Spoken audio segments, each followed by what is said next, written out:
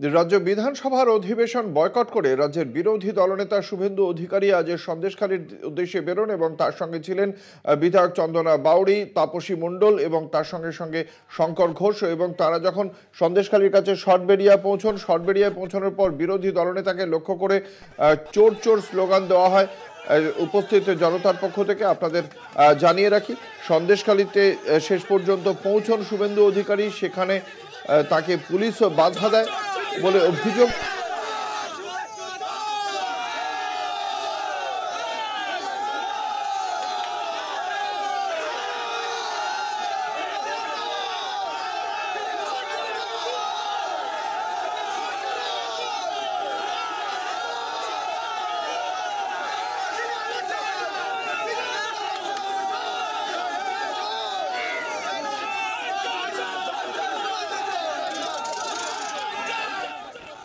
কথা বলবো, আমাদের সঙ্গে রয়েছেন আমাদের প্রতিনিধি সঞ্জিত চক্রবর্তী। সঞ্জিত, রাজ্য বিরোধী দলনেতাকে উদ্দেশ্য করে এই যে স্লোগান চলছে, এটা ঠিক কোন জায়গায় হয়েছে?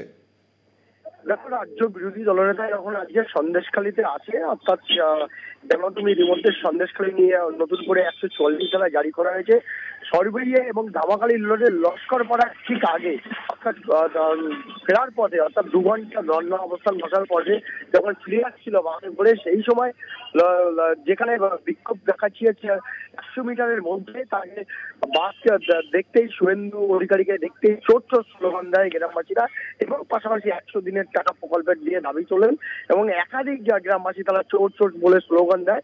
সেই সব ঘটনাস্থলে এসডিপি আমিনুল ইসলাম গিয়ে পরিস্থিতি নিয়ন্ত্রণে আনে।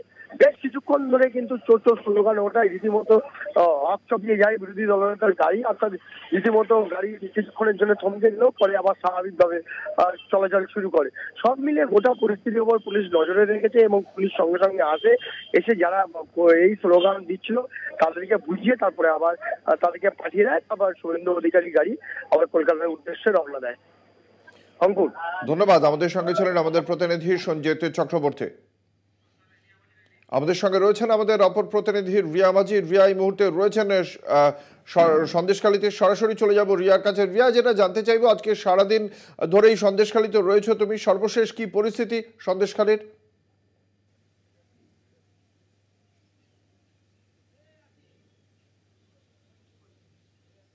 অঙ্কুর, অত্যন্ত গুরুত্বপূর্ণ। আমরা যে কদিন ধরে এই সন্দেশখালী আসছি, একদম প্রথম থেকে যে তাদের যে অ্যাজিটেশন, সেই মোড় কিন্তু প্রতিদিন তারা কোনো নতুন নতুন রূপে আসছে এবং কোনো নতুন নতুন বক্তব্য রাখছেন। যে অভিযোগ প্রথম থেকে সামনে আসছিল, প্রথমে জমি জায়গা কেড়ে নেওয়ার, তারপরে মহিলাদের ওপরে অত্যাচার, তারপরে সেটা 376 অর্থাৎ মহিলাদের ওপরে যৌন নির্যাতনের অভিযোগ এবং অত্যন্ত একটা জঘন্য এই অভিযোগ, সেই অভিযোগ সামনে আসে। একদম গ্রামকে গ্রাম মহিলারা তারা বলতে থাকেন, তাদেরকে রাতের অন্ধকারে তুলে নিয়ে যাওয়া হয় এবং তারপরে তাদেরকে বসিয়ে রাখা হয় এবং তাদের উপরে যৌন নির্যাতন করা হয়।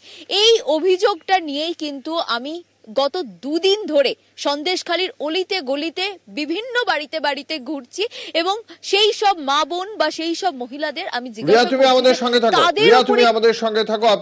আপনারা দেখতে পাচ্ছেন সেই ছবি। আমাদের প্রতিনিধি রিয়া মাঝি এই মুহূর্তে রয়েছেন ওই এলাকায়। আমরা তার কাছ থেকে বিষয়ে বিশদে জানবো। একটা ছোট্ট বিজ্ঞাপনী বিরতির পর ফিরে আসছি, সঙ্গে থাকুন।